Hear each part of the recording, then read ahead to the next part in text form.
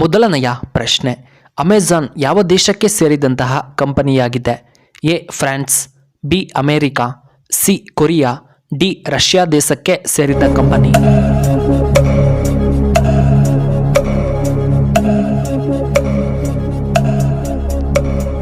ಇದಕ್ಕೆ ಸರಿಯಾದ ಉತ್ತರ option B America.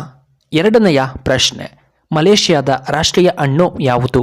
A papaya ಹಣ್ಣು, ಬಿ ಹಲಸಿನ ಹಣ್ಣು, ಸಿ ಆರೆಂಜ್, ಡಿ ದ್ರಾಕ್ಷಿ.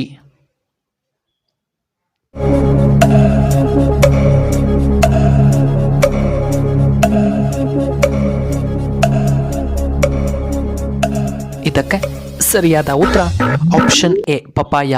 ಮೂರನೆಯ ಪ್ರಶ್ನೆ, ದೇಹದ ಯಾವ ಭಾಗದಲ್ಲಿ ವಿದ್ಯುತ್ ಉತ್ಪತ್ತಿಯಾಗುತ್ತದೆ? ಎ ಬೆನ್ನಿನಲ್ಲಿ, ಬಿ ಮೆದುಳಿನಲ್ಲಿ, ಸಿ ಕೈಗಳಲ್ಲಿ, ಡಿ ನಮ್ಮ ಕಾಲುಗಳಲ್ಲಿ.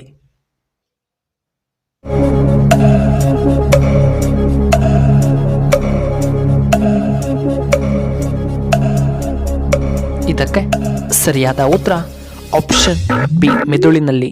ನಾಲ್ಕನೆಯ ಪ್ರಶ್ನೆ, ಯಾವ ಪಕ್ಷಿ ಕಲ್ಲುಗಳನ್ನು ಸಹ ತಿನ್ನುತ್ತದೆ? ಎ ಆಸ್ಟ್ರಿಚ್, ಬಿ ಪಾರಿವಾಳಗಳು, ಸಿ ಕಾಗೆ, ಡಿ ನವಿಲುಗಳು.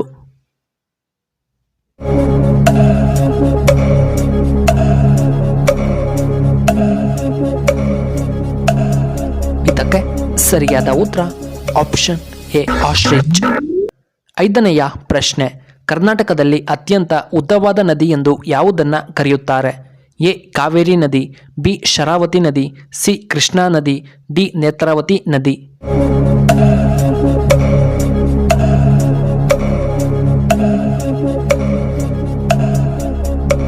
ಇದಕ್ಕೆ ಸರಿಯಾದ ಉತ್ತರ ಆಪ್ಷನ್ ಸಿ ಕೃಷ್ಣಾ ನದಿ. ಆರನೆಯ ಪ್ರಶ್ನೆ, ಯಾವ ಪ್ರಾಣಿಯ ಕೊಂಬು ಹೆಚ್ಚು ದುಬಾರಿಯಾಗಿದೆ?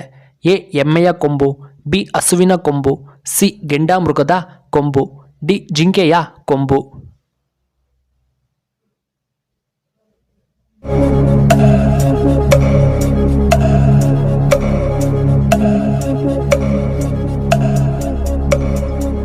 ಇದಕ್ಕೆ ಸರಿಯಾದ ಉತ್ತರ ಆಪ್ಷನ್ ಸಿ ಗೆಂಡಾಮೃಗದ ಕೊಂಬು. ಏಳನೆಯ ಪ್ರಶ್ನೆ, ಸೊಳ್ಳೆಗಳು ಒಂದು ಸಾರಿಗೆ ಎಷ್ಟು ಮೊಟ್ಟೆಗಳನ್ನು ಇಡುತ್ತವೆ?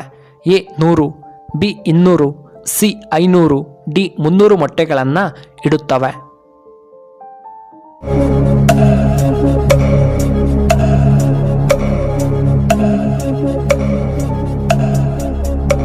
ಇದಕ್ಕೆ ಸರಿಯಾದ ಉತ್ತರ ಆಪ್ಷನ್ ಎ 100 ಮೊಟ್ಟೆಗಳನ್ನು ಇಡುತ್ತವೆ. ಎಂಟನೆಯ ಪ್ರಶ್ನೆ, ಯಾವ ನದಿಯನ್ನು ಉಪ್ಪು ನದಿ ಎಂದು ಕರೆಯಲಾಗುತ್ತದೆ? ಎ ಮಾಹಿ ನದಿ, ಬಿ ಕೋಸಿ ನದಿ, ಸಿ ಬಿಯಾಸ್ ನದಿ, ಡಿ ಅಟ್ಲಾಂಟಿಕ್ ನದಿ.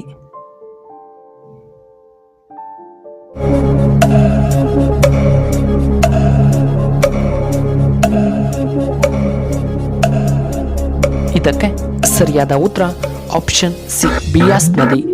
ಇನ್ನು ಒಂಬತ್ತನೆಯ ಪ್ರಶ್ನೆ, ಸೂರ್ಯನ ಮೂಲಕ ನಮಗೆ ಯಾವ ವಿಟಮಿನ್ ಹೇರಳವಾಗಿ ಸಿಗುತ್ತದೆ? A vitamin D, B vitamin A, C vitamin C, D vitamin K.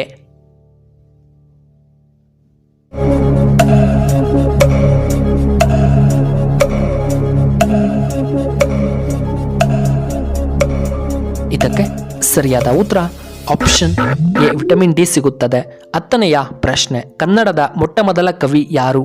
A Nisar Ahmed, B Kuvempu, C Govind Pai, D Dara Bendre.